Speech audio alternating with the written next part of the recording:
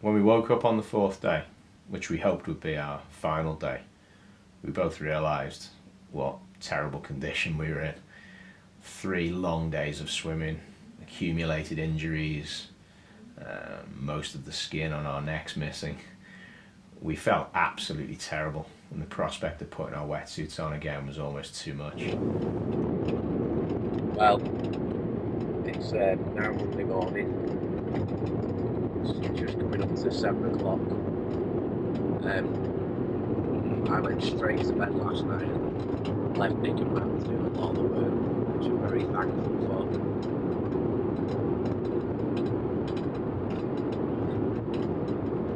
I'm very tired. I don't know how Nick feels.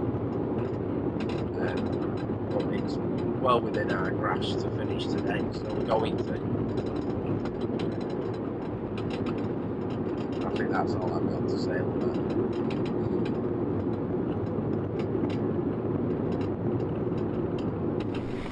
I think I've got more bags in Heathrow.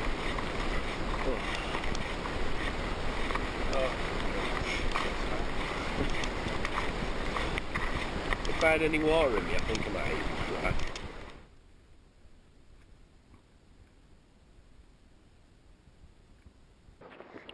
But the second day worked out alright. I realised once I was in the water I was feeling fine. It's the same with yesterday. We made good progress, and I'm hoping today will be the same. I really like to just tick off some of these little headlands. Yeah. But I feel quite ill, you know. I think the cumulative effects of the last 3 days have really taken its toll. Oh yeah, sure.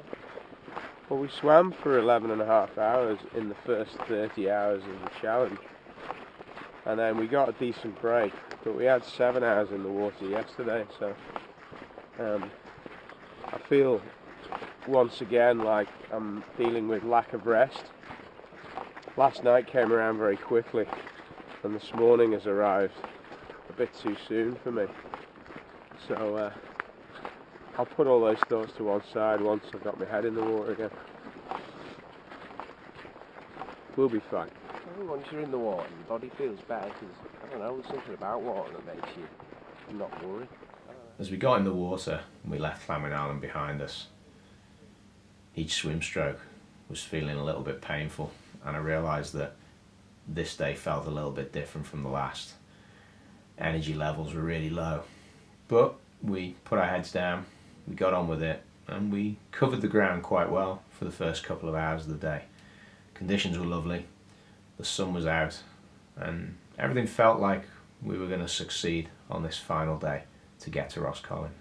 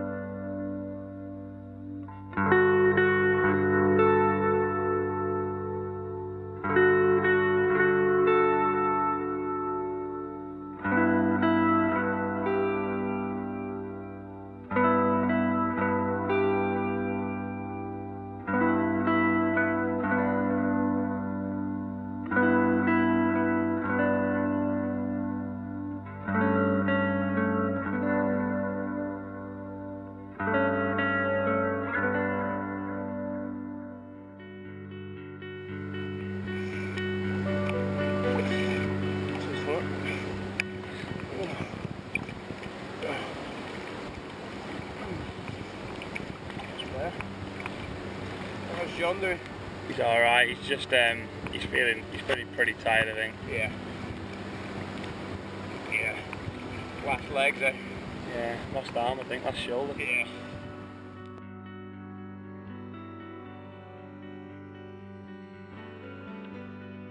We were covering the ground quite slowly. There's almost no tidal assistance along that stretch of the Anglesey coastline, and every kilometre we made was entirely our own hard work.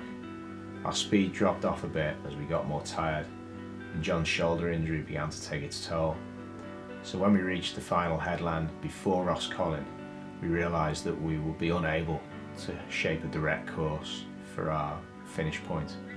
The tide had begun to turn against us, and we had no choice but to follow an inshore route towards Rosniger.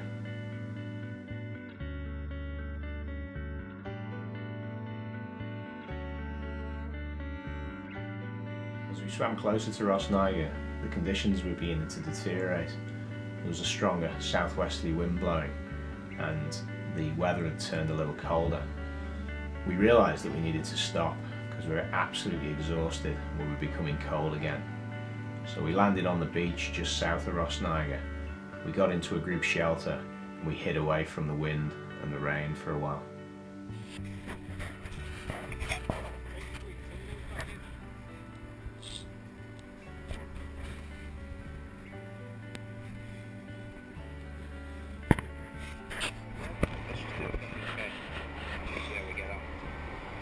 Yep. Every 500 metres is 500 metres less. Exactly.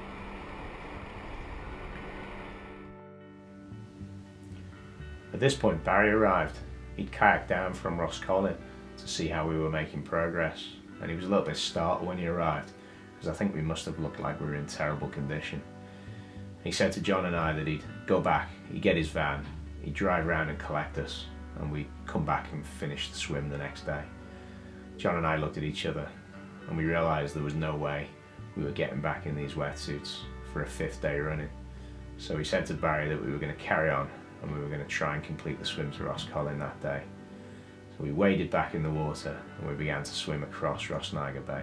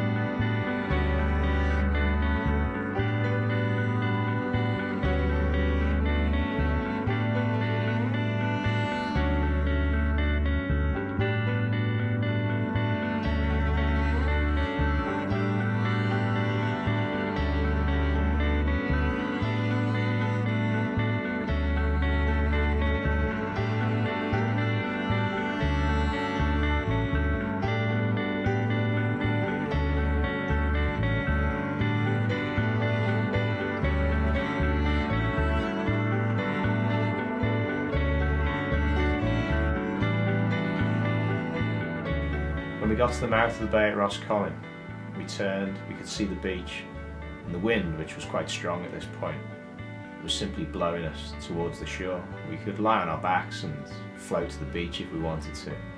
So we stopped for a moment and we looked around, we looked back at the coastline we'd swum that day. We'd been 8 hours in the water on our final day, and we never imagined how much effort we were going to have to put in to get the job done.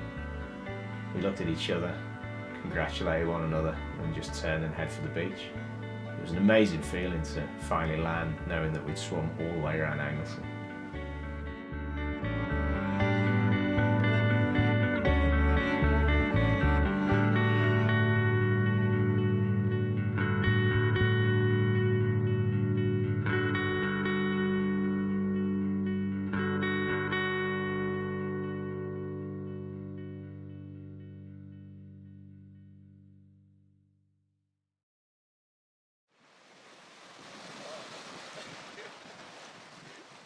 How do you feel, boys? Ecstatic, exhausted, can't believe it's over. So pleased we don't have to go swimming tomorrow. Oh my god, we've made it. There's a moment when we were just before Rosniger. I nearly called it off. John said he couldn't go on, he was too cold, but we agreed we'd have a go. 2.5, and it turned into 4 hours. We made it back to the beach where we started 4 days ago. Fantastic. Fantastic. Oh, what a finish as well for all those waves. Come on, let's go and get warm, have a pint. Nice one.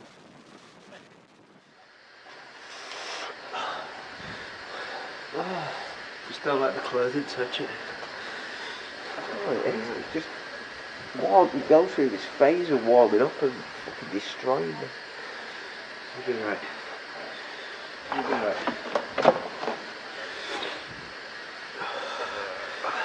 You okay? Yeah, yeah. Good.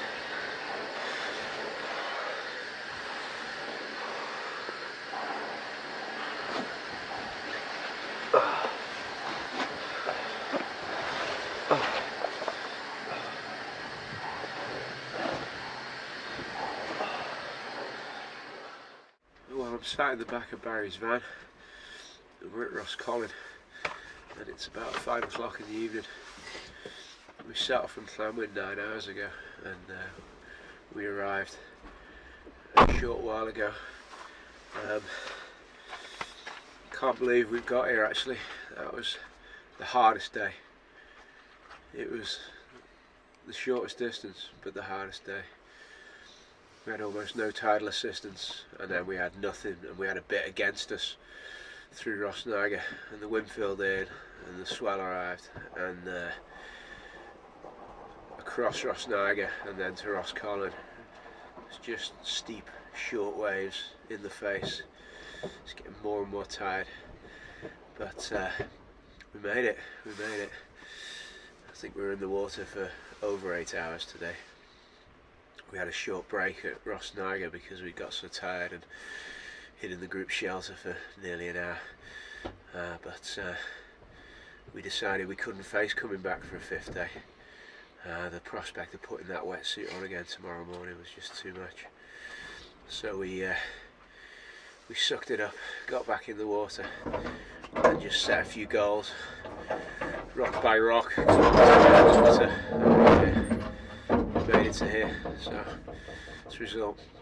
But I'm a bit too tired to decide how I feel about it right now. I think it's going to be a good feeling, but I'll wait for it to arrive. So afterwards, when the swim was over and we'd gone home, had our showers, got changed, eaten some food, had a good night's sleep, we got up the next day and couldn't quite believe that the 4 days were over. We didn't have to get back in the water. We didn't have to climb into our wetsuits. We'd suffered a bit of damage as a result of the swim. We were covered in sores and scrapes, and we were both feeling pretty wiped out by the experience. But all that got better over time, and what we were left with was an immense sense of satisfaction at having done it. Plus we'd raised a few £1,000s for our chosen charities, which we felt really good about. I'm very grateful to the people who sponsored us. I look back on it and I still can't believe that John and I swam around Anglesey. We're not trained swimmers. We enjoy our outdoor adventures, and normally we have a pretty good idea of the likely outcome when we play our games in the outdoors. But when we set off to swim around Anglesey, we really had no idea what was in store for us. We didn't know what each day would bring. We didn't know how we'd respond. We didn't really fully appreciate the challenges that we were going to face. So it was a real journey into the unknown, and it was an amazing experience. It was brilliant to do it with John. It was brilliant to swim every step of the way with Matt following us in his kayak, and the whole thing just created some unforgettable memories for me.